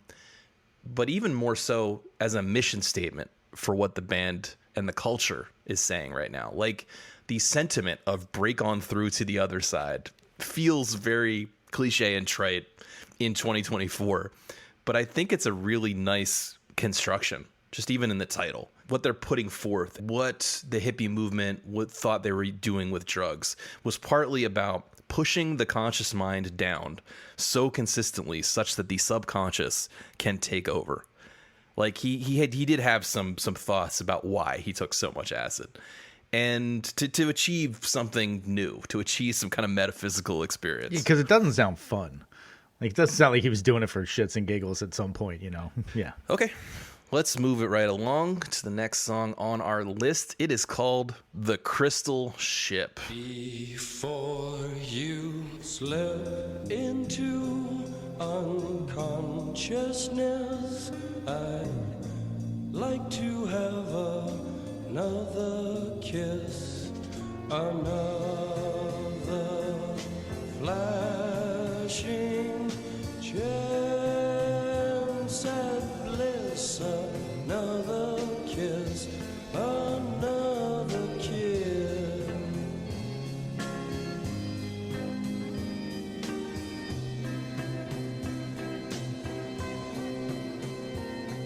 The days are bright and filled with pain. This has long been my favorite Doors song.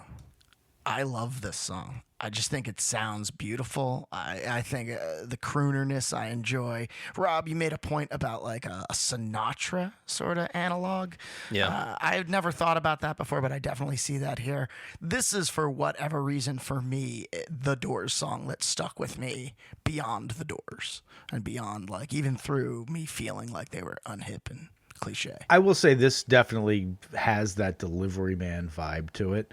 And I'm not going to say that this is my favorite song on the album or my favorite Doors song, but I do think that this might be my favorite modality of Jim Morrison's voice. He can yell, he can scream. He's got a great scream. But I actually really, maybe just because it's unexpected, I really like this version of his voice. It's very controlled, like we're saying, like a delivery man, Frank Sinatra type. And I read that when he came into the studio and he found out that Paul Rothschild, the producer, really enjoyed using this certain mic called the Telefunken U47, and Jim got really excited because he knew that was the mic that Frank Sinatra used, and he was like a big Frank Sinatra fan. Telefunken U40. This is not like a George Clinton invention or something like that. I saw George Clinton a couple of weeks ago. Was he singing it into a Telefunken? He may have Now he's got to get on that. If not, Missed opportunity for advertising partner. I was going to say, to my mind, I think this is my second favorite. This is the other one I thought was in contention. To my mind, it is the best composed tune. The chords, I just noticed this week, are playing around even more than normal, that we talk about when we nerd out on this show, with major minor switching. It's like a full switch. It goes from E minor, B minor, A minor, and then just a short time later, E major, B major, A major, which is just really interesting and weird. and you can tell, like, even if you don't know anything about music, and you can just tell when that major happens that you were expecting to be a minor. It changes the whole kind of feel of the song. And I also have those chords written down. It's beautifully, beautifully constructed. This has to be a Manzarek one, I imagine.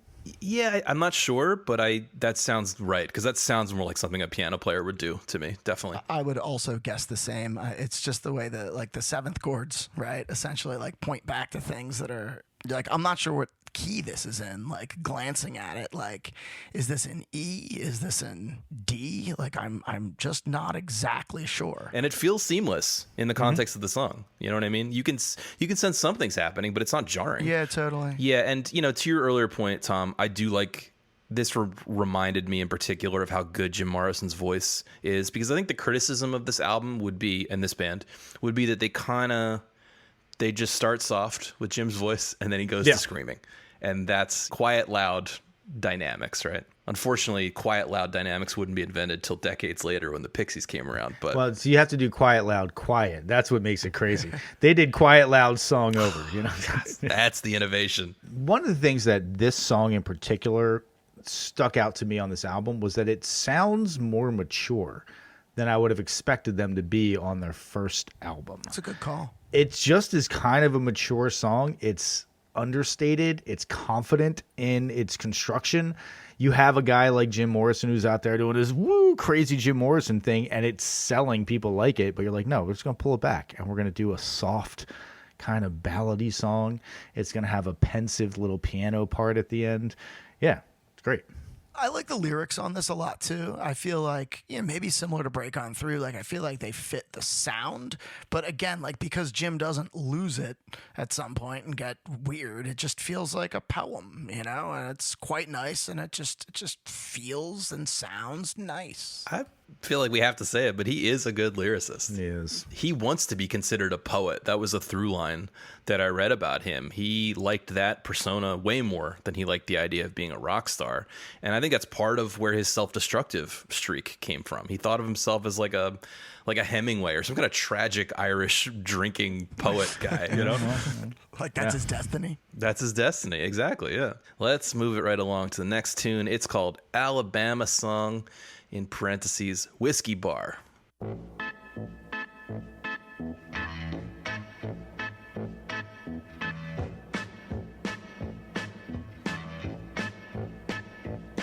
Well, show me the way to the next whiskey bar. Oh, don't ask why. Oh, don't ask why. Show me the way to the next whiskey bar. Oh, don't ask. I hate this fucking song. I've always hated this song. I've always hated this song. And it took me a painfully long time to realize that he was saying, "Oh, moon of Alabama," because he's Alabama. The context that you provided, Rob, helped me get there a lot better, to not just really hate that delivery, but I've never liked the song at all. Yeah, I hear you. I wouldn't say it's a great song, but I only realized this week that it's a cover. It's a poem written by a German playwright called Bertolt Brecht, translated into English and set to music by a guy called Kurt Weill, a German composer. And it was originally in an opera called Mahogany. And so just the idea that they chose it is pretty out of left field. That's pretty esoteric. It's bizarre that they would do that. It's bizarre. Yeah. And I think certain people of a certain intellectual bent would have recognized that and go, that's a freaking weird song to do. It's some pretentious bullshit. To be like, oh, you don't listen to Brecht? Oh, okay. Well, I mean, I guess if you just want to listen to just pop stuff. Well, let me give you a little more context, though. I mean, it's hard because it was 30 years removed from the original recording, but it was more in the public consciousness. But the original recording was by a singer from Austria called Lotte Lenya. And if that name sounds familiar to you, it might, if you're a fan of music, because this duo of Bertolt Brecht and Kurt Weill also wrote something called the Three Penny Opera, which is where the song Mac the Knife originates. So people had pulled from this catalog previously, and Mac the Knife has, obviously Bobby Darin did it, but it became a jazz standard. So it's kind of interesting. Like, clearly it was a part of the cultural zeitgeist in some sense, these guys. So you're saying that there were better songs they could have picked than this, is what you're saying? I get it is a bit of another, like, it's a bit of a jazz reference. Like, they're sort of pulling from a show tune or like a vaudeville or something the audience might know and trying to represent it in a more improvised way. I've talked shit on the song. I hate the song. I still continue to hate the song. That marxophone is cool as shit, though. I really like the marxophone. It's really cool. Wait, is that the thing that's all like wavery sounding? Yeah, that's called a marxophone. Yeah, I didn't even know about that. I looked it up on Wikipedia. Like, what is that? I went to the marxophone article page, and the first line is not helpful. It just says, "Oh, it's a fretless zither." Yes. Sure. So did they just have one of those in like Sunset Sound? Do you think Rothschild was like, "Please get on the zither"? I mean, the marxophone. I think that's pretty much what happened, and they said Ray is the one that played it. But, I think the complaint, just going back to the reference of it being jazz, it's certainly avant-garde, and they're trying to show off their bona fides of being intellectuals. I agree, and it's a little put on in that sense. My complaint about it is that they don't reinvent it very much. If you listen to that first recording, it's pretty straight, other than it's Jim Morrison singing. It has a little more swagger to it, but it's still pretty straight. Yeah, they weren't happy with the melody, so they did a reinterpretation of the melody. I'm like, no, they didn't. They didn't do a reinterpretation of the melody. No, they didn't. Whereas even when Bobby Darin is singing Mac the Knife, it's a bit of a reinvention, and certainly by the time it gets to someone like Sonny Rollins doing it in a jazz context, it's quite different and quite reharmonized. The little thing they do, like the turnaround, I think they do it at like 50 seconds for the first time. It really makes me feel like it's some kind of like psychedelic polka. And that's what I was about to have my note here. My first listen through is like psychedelic polka ? I tell you we must die.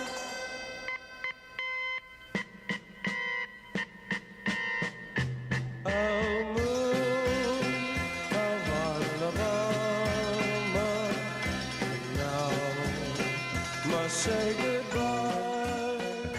Like they were trying to make it a thing. Like, it's not going to be a thing, guys. You can just give up on the psych polka scene. It's not going to take. Yeah. Adam was in that psychedelic polka cover band. That's true. Yeah, that's a good point. The song does have weird construction and weird chords. I can say that. But, yeah, I don't really want to listen to it ever again. So, still not my low point, though. Instead, the next song. Take It As It Comes. Time to live, time to lie, time to laugh, time to die. Take it easy, baby, take it as it comes. Don't move too fast, then you want your love to last. Are you the moving, was you?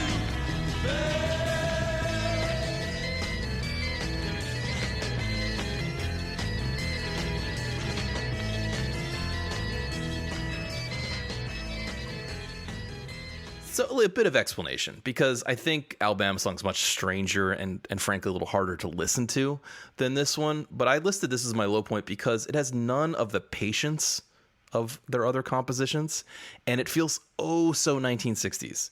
Like the words they use, the whole vibe, it just feels very stuck in a time and place. Whereas I think some of the better material, some of the stuff we've already talked about, just sort of transcends time and place a bit more. Yeah, my note on this was this is just stock 60s. And at their best, they are not stock 60s. Now, this is also the one that made me kind of check myself and say, is this stock 60s because everybody tried to sound like this afterwards? Or is this just an unoriginal piece of shit? And I think it fell down on an unoriginal piece of shit. It reminded me a little bit of Love. Now, we covered one of Love's records. Love was their label mate. So I'm pretty sure at least one of the Love records must have come out before this. I didn't fact check that. But it had some of the elements of Love that I did not like. Let me put it that way. I didn't peg it as stock 60s. I did think it was a little boring. Definitely the most boring on the focus list. I mean, not to wander too far off the focus list, the song this week that I was really like, man, this song really does not do it for me, is 21st to 20th Century Fox. Oh, yeah. Oof, man, I just feel like the chorus is so bad that it really ruins anything else that I could even begin to say positive about the song. Yeah, that's definitely, we are kind of skipping over the low points because I think the highs are really high on this record, the ones we're talking about, and the lows are pretty bland. And 20th Century Fox, which apparently they considered for the single. Really? But wisely chose against it. Yeah. They just they were like, oh, 20th Century Fox, that could mean a modern lady too, as opposed to a large media conglomerate. Let's just shout that for a chorus. Yeah, it didn't work for me either. But I kind of saw that and Take It As It Comes as almost the same song, sort of. Like they just sort of were both kind of boring and they weren't breaking any ground with it. Let's put it that way. If the rest of the album sounded like those two songs, we would not be talking about this album or this band. On songs like this, throughout the Doors catalog, I always wonder, there's like an instrumental break that comes at like 1:15, and I really can't imagine Jim patiently waiting through those instrumental breaks. Like, what do you think he's doing there? While on stage, I was drinking. And while he's on stage, he's just like, all right, well, now it's time to chug. I'm going to have to wait another minute and 45 before I can get another sip in me. Okay. Let's close it out here with the last song we're going to talk about. The last song on the record. It's called The End.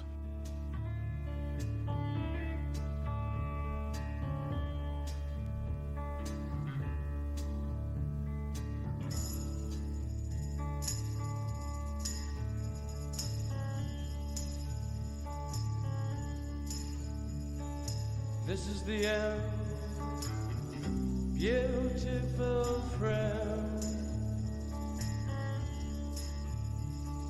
This is the end, my only friend. The end of our elaborate plans. The end. So, I think if you asked me last week, before re-listening to The Doors, I would have said something like, The End is the ramblings of a fucking asshole. How is this any different than Revolution Number 9? I would have said something like that. I would have been pretty negative about it. But now, I really spent some time this week trying to rehear it for the first time. And I gotta say, I think it's kind of amazing. It's got balls, it's got vibe. It's long as hell, but I'm kind of enthralled. I also like it and was sort of pulled in. It definitely gave me early Dead vibes, like a very I don't know, like the breakdown out of Dark Star or something, like early Grateful Dead. Now, when he goes on his whole like Snake by the Lake, there's really some questionable moments in there where like I'm kind of like, oh man, I'm with you, and then I'm like, oh man, why'd you say that? And that kind of happens over and over again throughout that section. Yeah. But yeah, I tend to agree. It's actually kind of awesome. With the exception of like 6 lines, I love this song. But The West is the Best. the West is the best. Like, I don't need that. Come on, man. And yeah, he's old. His skin is cold. I'm like, dude, come on. Yeah, that's the Come one. on. He's like, the snake is long, 7 miles long. I'm like, okay, I'm listening. Ride the snake. I'm like, all right. And then he's like, he's old and his skin is cold. And I'm like, what? What the fuck are you talking about? Yeah. There should be a Jim Morrison reads Dr. Seuss, sketch.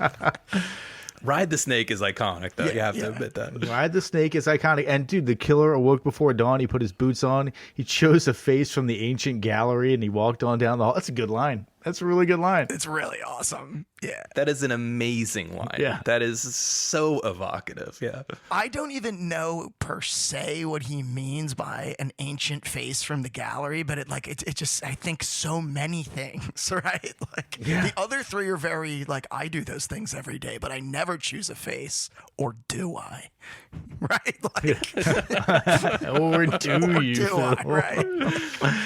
Yeah, the doors of reality are being cleansed, Phil. You're starting to see everything as it is. Yeah, well, I don't want to go too far into interpreting, but I read it as the Joseph Campbell Hero with 1,000 Faces thing. That he almost certainly would have read that book, and it's basically an anthropologist writing about how all cultures have shared hero myths that have through lines about how we make people into heroes in various cultures throughout time and space. I have always interpreted that as basically like, because he's talking about a killer, and it's like just a killer can be anybody.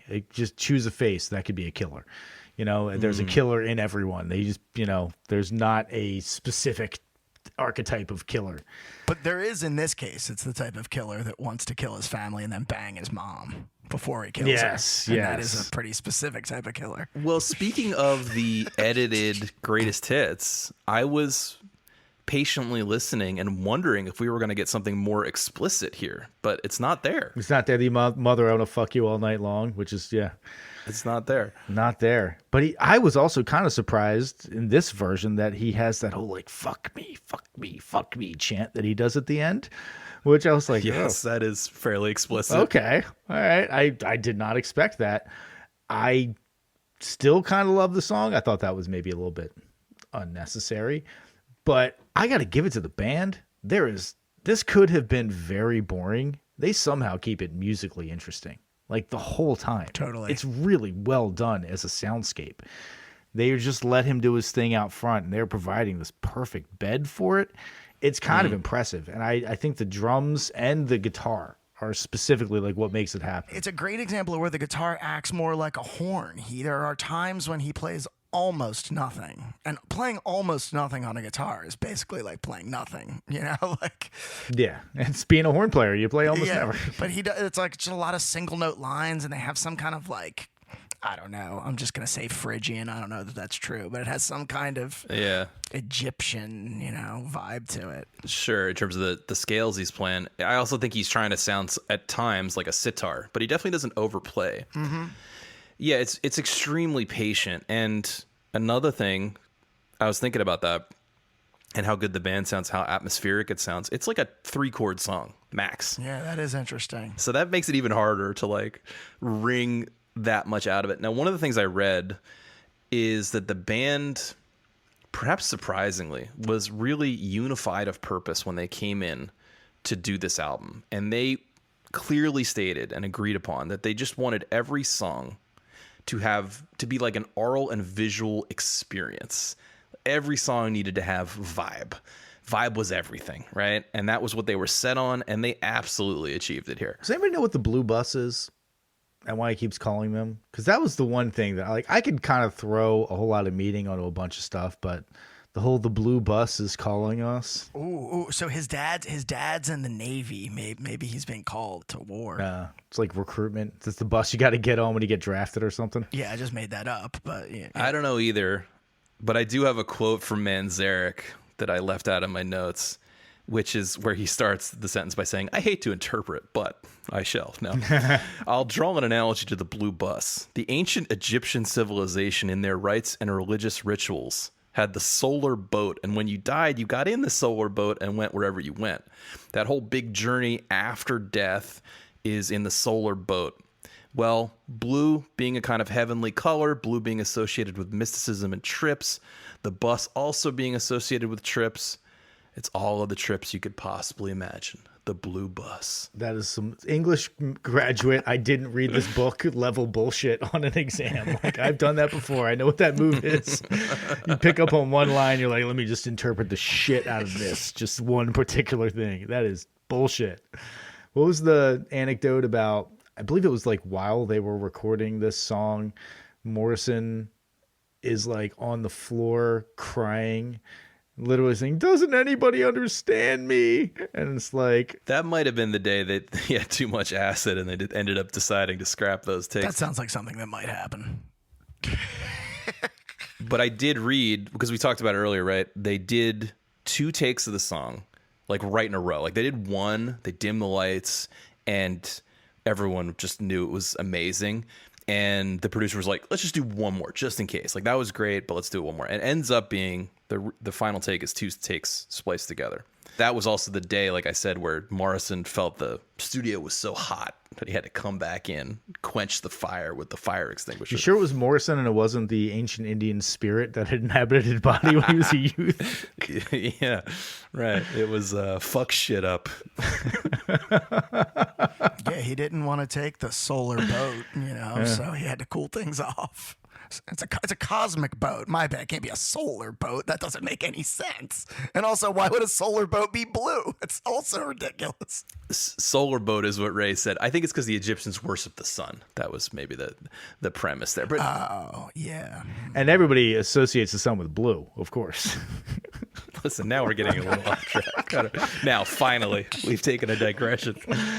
Yeah, because this song is so tight and concise. We have to stick to the nature of the material. Right. Okay. Let's wrap it up here by voting. Is The Doors' debut album a must listen before you die? Tom, what say you? So, y'all know that I have my criteria, which is I assume you've heard the hits. Is it worth it to have listened to everything else? For this particular album, I had heard all the hits, but I don't think I had fully heard them in a way that allowed me to fully appreciate them. So I'm going an unabashed yes on this one, even though I do think there's some filler material that's not all that great. And I think that you've probably heard a lot of the hits, but they are definitely worth a revisit because I discovered a lot more as I gave it a careful listen. Excellent. Phil, what say you? I basically agree with Tom. I definitely came into this week feeling like I'm not going to be able to stomach this essentially, and was fairly shocked at how mature and how much of the material was, how well it aged, how unfrustrated I was by this week. I'm going to give it a begrudging yes. I'm not necessarily looking forward to 2 more Doors records, but this was pretty great. And yeah, I think so. Excellent. Yeah, I'm in a very similar boat to you guys. I'm going to give it an enthusiastic yes. Definitely an unexpected one, though. I came into this week, again, I think if you had asked me a week ago or 2 weeks ago what my favorite Doors song was, I might have said something like Riders on the Storm.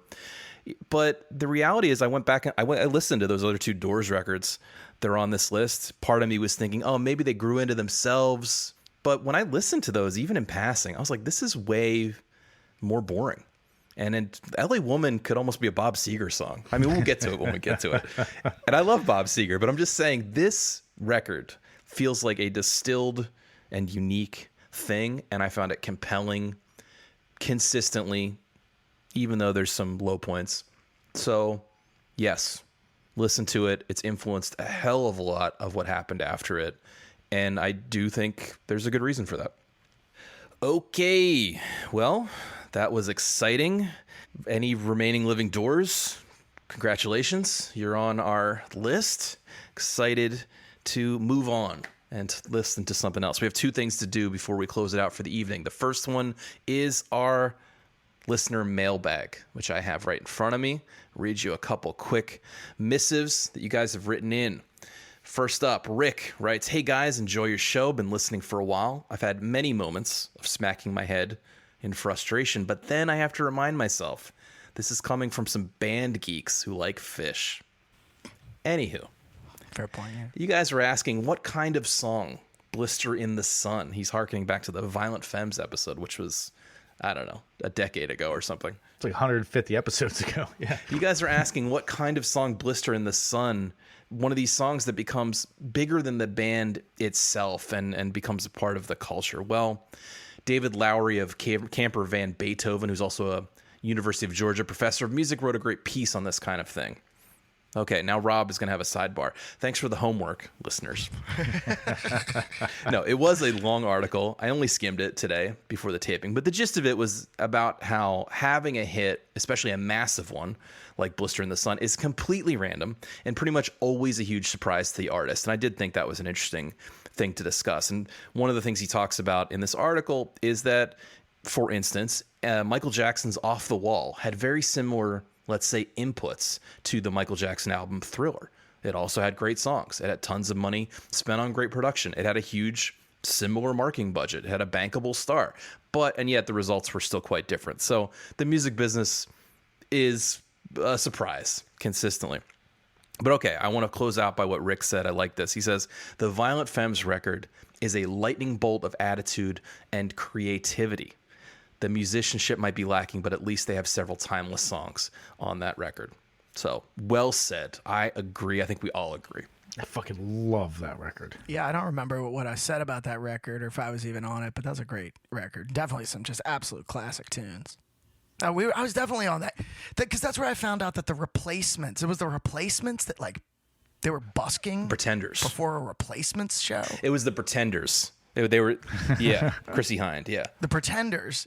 Yeah. Great record. Go back and listen. If you haven't heard that record, certainly go listen to that, but listen to our episode as well. It's probably in the teens or something. I can't remember what number it is. But okay. And one more we have. Aaron writes, as we switch between albums released in the LP era and albums released in the CD era, I am continually struck by how much I prefer the LP length of albums compared to the 90s CD lengths. Now, this comment might have something to do with the fact that albums like Antichrist Superstar, which we covered recently, is 70 plus minutes long. I'm feeling like I'm ready to bail after minute 3. But he asks us, I would love to know what format most of you grew up listening to and which you prefer. I think you know which one we prefer, first of all. But I'll go first since I had a moment to prepare my thoughts. You guys can think about what you want to say. So the original way I was introduced to music was through MTV music videos. It's actually even shorter and typically visually interesting. After that, it was tapes and then CDs. But I should say that even as a teenager, I was mostly purchasing stuff from the 70s. So it's a bit closer to the LP length.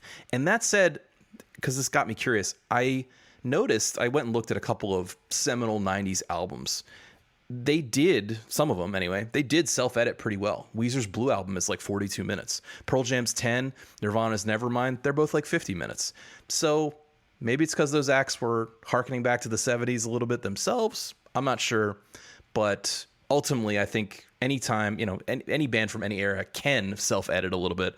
And having some of that is always a good thing. So I will add to this.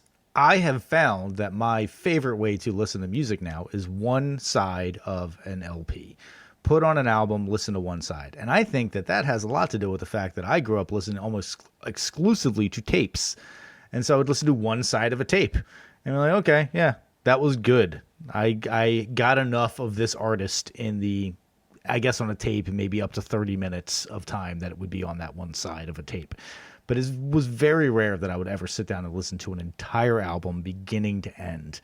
I didn't start buying CDs until I was in my mid-teens because they were just more expensive. And so, yeah, I think that the tape format has influenced a lot of the way that I like to appreciate music. I think that's also accurate. I discovered music largely on tape and through the radio when I was young, 10, 12 years old. I definitely remember making tapes off the radio, and then definitely CDs in high school. Aaron alluded to something that immediately made me think of something in that David Byrne book, How Music Works.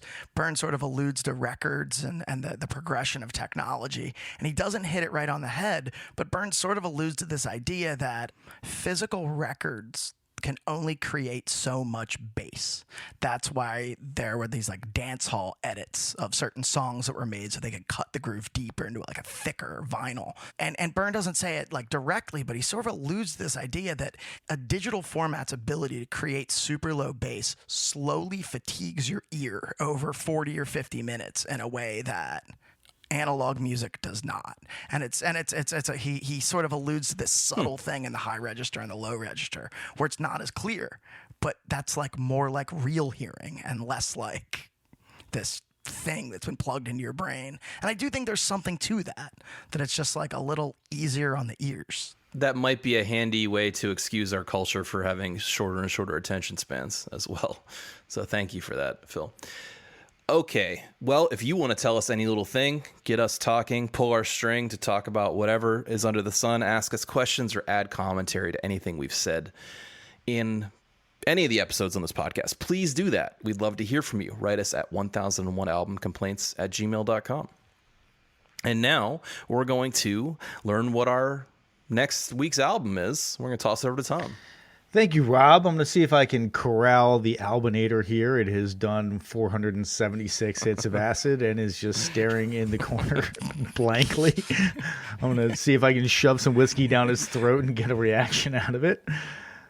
So, without any further ado, drum roll, please. We will be listening to...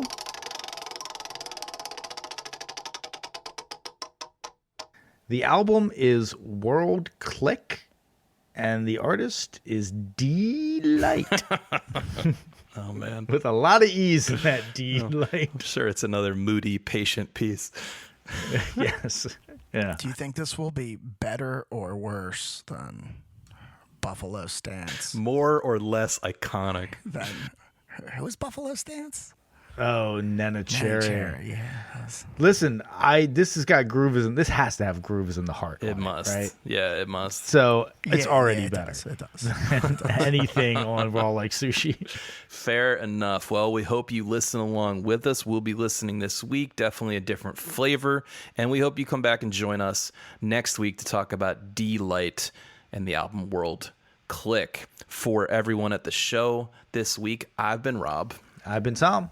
And I've been Phil. Boosh on through to the other side.